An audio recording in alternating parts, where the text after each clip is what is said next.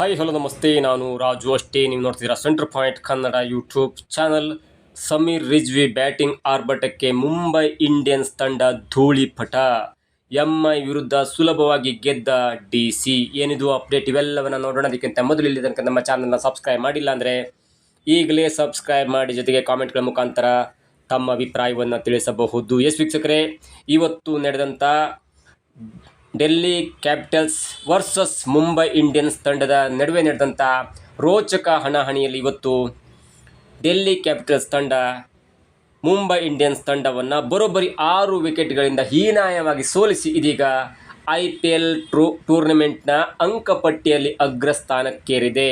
ಇವತ್ತು ನಡೆದ ಪಂದ್ಯದಲ್ಲಿ DD ತಂಡ ಟಾಸ್ ಗೆದ್ದು ಮೊದಲು ಮುಂಬೈ ಇಂಡಿಯನ್ಸ್ ತಂಡಕ್ಕೆ ಬ್ಯಾಟಿಂಗನ್ನು ಕೊಡ್ತು. ಜೊತೆಗೆ ಈ ಮ್ಯಾಚ್ ಆಗಿದ್ದು ಕೂಡ ದೆಹಲಿಯ ಹೋಮ್ ಗ್ರೌಂಡ್ ಅಂತ ಹೇಳ್ಬೋದು, ಅರುಣ್ ಜೇಟ್ಲಿ ಸ್ಟೇಡಿಯಂನಲ್ಲಿ ಈ ಪಂದ್ಯ ನಡೆದಿತ್ತು. ಮತ್ತು ಟಾಸ್ ಗೆದ್ದಂಥ ಡೆಲ್ಲಿ ಕ್ಯಾಪಿಟಲ್ಸ್ ತಂಡ ಮುಂಬೈ ಇಂಡಿಯನ್ಸ್ ತಂಡಕ್ಕೆ ಬ್ಯಾಟಿಂಗನ್ನು ಕೊಡ್ತು. ಹೀಗಾಗಿ ಮೊದಲು ಬ್ಯಾಟಿಂಗ್ ಮಾಡಿದಂಥ ಮುಂಬೈ ಇಂಡಿಯನ್ಸ್ ತಂಡ 20 ಓವರ್ಗಳಲ್ಲಿ 6 ವಿಕೆಟ್ಗಳನ್ನ ಕಳ್ಕೊಂಡು ಬರೋಬ್ಬರಿ 162 ರನ್ಗಳ ಒಂದು ಸಾಧಾರಣ ಮೊತ್ತವನ್ನು ಕಲೆ ಹಾಕ್ತು. ಜೊತೆಗೆ 163 ರನ್ಗಳ ಒಂದು ಸಾಧಾರಣ ಮೊತ್ತದ ಟಾರ್ಗೆಟನ್ನು ಡೆಲ್ಲಿ ಕ್ಯಾಪಿಟಲ್ಸ್ಗೆ ಕೊಡ್ತು. ಇನ್ನು ಮೊದಲು ಬ್ಯಾಟಿಂಗ್ ಮಾಡಿದಂಥ ಮುಂಬೈ ಇಂಡಿಯನ್ಸ್ ತಂಡದ ಆಟಗಾರರು ಎಷ್ಟು ರನ್ ಹೊಡೆದ್ರು, ಯಾರು ಮಿಂಚಿದ್ರು ಎನ್ನುವುದನ್ನು ನೋಡ್ತಾ ಹೋದರೆ, ಓಪನರ್ಗಳಾಗಿ ಬಂದಂಥ ರಿಯಾನ್ ರ್ಯಾಕಲ್ಟನ್ ಮತ್ತು ರೋಹಿತ್ ಶರ್ಮಾ ಸ್ವಲ್ಪ ಮಟ್ಟಿಗೆ ಆಡಿದ್ರು. ಜೊತೆಗೆ ರಿಯಾನ್ ರ್ಯಾಕಲ್ಟನ್ ಅವರು 11 ಎಸೆತವನ್ನು ಎದುರಿಸಿ 9 ರನ್ಗೆ ಔಟ್ ಆದರು. ಈ ಮುಖಾಂತರ ಎಲ್ಲೋ ಒಂದು ಕಡೆ ಈ ಪಿಚ್ ಅಂದರೆ ಅರುಣ್ ಜೇಟ್ಲಿ ಸ್ಟೇಡಿಯಂನ ಪಿಚ್ ಸ್ವಲ್ಪ ಬೌಲಿಂಗ್ಗೆ ಹೆಲ್ಪ್ ಆಗ್ಬೋದು ಎನ್ನುವಂಥ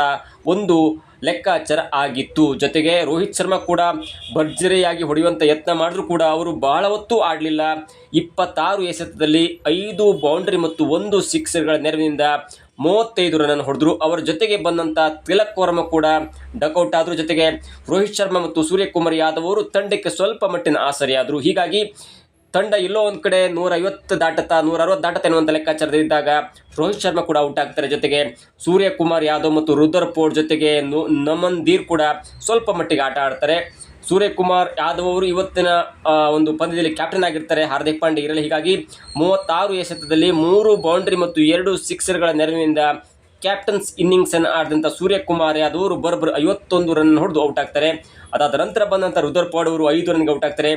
ನಮನ್ ದೀರ್ ಅವರು ಸ್ವಲ್ಪ ಮಟ್ಟಿಗೆ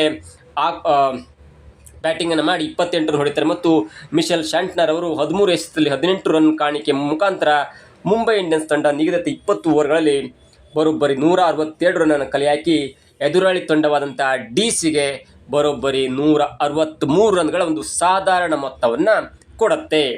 ಈ ಆಟದಲ್ಲಿ ಮುಂಬೈನ ಬೌಲಿಂಗ್ ಹೇಗಿತ್ತು ಎನ್ನುವುದನ್ನು ನೋಡ್ತಾ ಇದ್ದರೆ, ಮುಖೇಶ್ ಕುಮಾರ್ ಅವರು 3 ಓವರ್ಗಳನ್ನು ಬೌಲಿಂಗ್ ಮಾಡಿ 26 ರನ್ ನೀಡಿ ಒಂದೇ ಓವರ್ನಲ್ಲಿ 2 ವಿಕೆಟನ್ನು ಕಬಳಿಸ್ತಾರೆ. ಅದು ಒಂದು ಟರ್ನಿಂಗ್ ಪಾಯಿಂಟ್ ಅಂತ ಹೇಳ್ಬೋದು.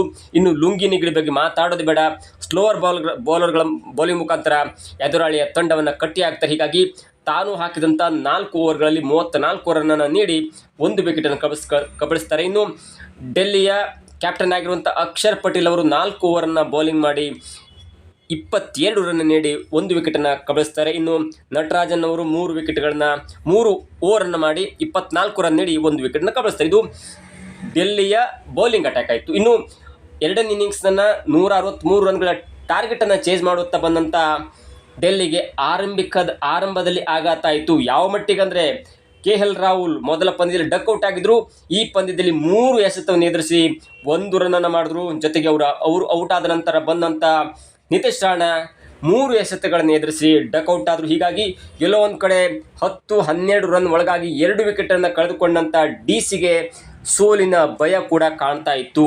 ಆಗಲೇ ಬಂದಂಥ ಸಮೀರ್ ರಿಜ್ವಿ ನಿಶಾಂಕ ಅವರ ಜೊತೆ ಬರೋಬ್ಬರಿ 6-4 ಹೀಗೆ ಆಟ ಆಡೋದ್ರ ಮುಖಾಂತರ ಗೆಲುವಿನ ದಡವನ್ನು ಸೇರಿಸಿದ್ರು. ಹೀಗೆ ಒಳ್ಳೆಯ ಆಟವನ್ನು ಆಡ್ತಿದ್ದಂಥ ನಿಶಾಂಕ 30 ಎಸೆತದಲ್ಲಿ 44 ರನ್ಗೆ ಔಟ್ ಆದರೆ, ಮತ್ತೊಂದು ಕಡೆ ಸಮೀರ್ ರಿಜ್ವಿ ಜೊತೆ ಆಟ ಆಡಲು ಬಂದಂಥ ಡೇವಿಡ್ ಮಿಲ್ಲರ್ ಮತ್ತು ಸಮೀರ್ ರಿಜ್ವಿ ಹೋರಾಟದ ಆಟವನ್ನು ಆಡಿದ್ರು. ಯಾವ ಮಟ್ಟಿಗೆ ಸಮೀರ್ ರಿಜ್ವಿ ಅವರ ಆಟ ಇತ್ತಂದರೆ, ಎಲ್ಲೂ ಕೂಡ ಮುಂಬೈ ಇಂಡಿಯನ್ಸ್ ತಂಡದ ಸ್ಟಾರ್ ಬೌಲರ್ಗಳು, ಅದು ದೀಪಕ್ ಚಾಹರ್ ಆಗಿರ್ಬೋದು, ಬೂಮ್ರಾ ಆಗಿರ್ಬೋದು, ಸ್ಯಾಂಟ್ನರ್ ಆಗಿರ್ಬೋದು, ಇವರೆಲ್ಲರ ಲೆಕ್ಕಾಚಾರ ತಲೆ ಕೆಳಗಾಯಿತು. ಯಾವ ಮಟ್ಟಿಗೆ ಅಂದರೆ, ಔಟ್ ಆಗುವ ಮೊದಲು ಅಂದರೆ ಇನ್ನೇನು 10 ರನ್ 11 ರನ್ ಬೇಕಿತ್ತು. ಆವಾಗ ಔಟ್ ಆಗುವ ಮೊದಲು ಸಮೀರ್ ರಿಜ್ವಿ ಅವರು 51 ಎಸೆತದಲ್ಲಿ 7 ಭರ್ಜರಿ ಸಿಕ್ಸರ್ ಮತ್ತು 7 ಭರ್ಜರಿ ಬೌಂಡ್ರಿ ಮುಖಾಂತರ 90 ರನ್ನನ್ನು ಹೊಡೆದ್ರು. ಔಟ್ ಆಗೋ ಮೊದಲು ಅವರು ಸೆಂಚುರಿಗೆ ಟ್ರೈ ಮಾಡ್ಕೊಂಡು ಔಟ್ ಆದರು. ಆದರೆ ಲಾಂಗ್ ಆಫ್ನಲ್ಲಿ ಸ್ವಲ್ಪ ಬಾಲು ಕಂಟ್ರೋಲ್ ತಪ್ಪಿ ತುಂಬ ಎತ್ತರಕ್ಕೆ ಹಾರಿದ ಕಾರಣ ತಿಲಕ್ ವರ್ಮ ಅವರು ಕ್ಯಾಚ್ ಹಿಡಿದ್ರು. ಅದಾದ ನಂತರ ಮಿಲ್ಲರ್ ಅವರು ತಮ್ಮ ಒಂದು ಕೋಟಾವನ್ನು ಕಂಪ್ಲೀಟ್ ಮಾಡಿ 21 ರನ್ನನ್ನು ಗಳಿಸುವ ಮುಖಾಂತರ ತಂಡವನ್ನು 18.1 ಓವರ್ಗಳಲ್ಲಿ 4 ವಿಕೆಟನ್ನು ಕಳ್ಕೊಂಡು 164 ರನ್ನನ್ನು ಮಾಡಿ ಬರೋಬ್ಬರಿ 6 ವಿಕೆಟ್ಗಳಿಂದ ಭರ್ಜರಿಯಾಗಿ ಗೆಲುವನ್ನು ಕಾಣ್ತು. ಮತ್ತು ಇದೀಗ 2 ಪಂದ್ಯದಲ್ಲಿ 2 ಪಂದ್ಯವನ್ನು ಗೆದ್ದ ಕಾರಣ ರನ್ ರೇಟ್ ಆಧಾರದ ಮೇಲೆ ಇದೀಗ IPLನ ಟೂರ್ನಮೆಂಟ್ನ ಅಂಕಪಟ್ಟಿಯಲ್ಲಿ ಟಾಪ್ 1 ಸ್ಥಾನವನ್ನು ಪಡ್ಕೊಂಡಿದೆ. ಇನ್ನು ಬೌಲಿಂಗ್ ವಿಚಾರಕ್ಕೆ ಬಂದಾಗ ದೀಪಕ್ ಚಹರ್ ಅವರು 3 ಓವರನ್ನು ಮಾಡಿ 20 ರನ್ ನೀಡಿ 1 ವಿಕೆಟ್ ಪಡ್ಕೊಳ್ತಾರೆ. ಬೂಮ್ರಾ ಅವರು ಕೂಡ 4 ಓವರ್ ಮಾಡಿ 21 ರನ್ ನೀಡ್ತಾರೆ, 9 ವಿಕೆಟ್ ಆಗುತ್ತೆ. ಶಾಂಟ್ನರ್ ಅವರು 3 ಓವರ್ ಮಾಡಿ 22 ರನ್ ನೀಡಿ 1 ವಿಕೆಟನ್ನು ಪಡ್ಕೊಳ್ತಾರೆ. ಹಾಗಾಗಿ ಎಲ್ಲೋ ಒಂದು ಕಡೆ ಯಾವ ಬೌಲರಿಗೂ ಕೂಡ ಸಮೀರ್ ರಿಜ್ವಿ ತಲೆ ಕೆಡಿಸ್ಕೊಳ್ಳಿಲ್ಲ. ಮೊದಲ ಪಂದ್ಯದಲ್ಲೂ ಕೂಡ ಸಮೀರ್ ರಿಜ್ವಿ ಅವರು ಯಾವ ಥರ ಆಟ ಆಡಿದ್ರು ಮತ್ತು ಗೆಲುವಿಗೆ ಯಾವ ಥರ ಕಾಣಿಕೆಯನ್ನು ನೀಡಿದ್ರು ಅನ್ನೋದು ಕೂಡ ನಮಗೆ ನೆನಪಿರುವಂಥ ಒಂದು ಲೆಕ್ಕಾಚಾರವಾಗಿದೆ. ಹೀಗಾಗಿ ಸಮೀರ್ ರಿಜ್ವಿಯ ಬ್ಯಾಟಿಂಗ್ ಆರ್ಭಟಕ್ಕೆ ಮುಂಬೈ ಇಂಡಿಯನ್ಸ್ ಧೂಳಿಪಟ.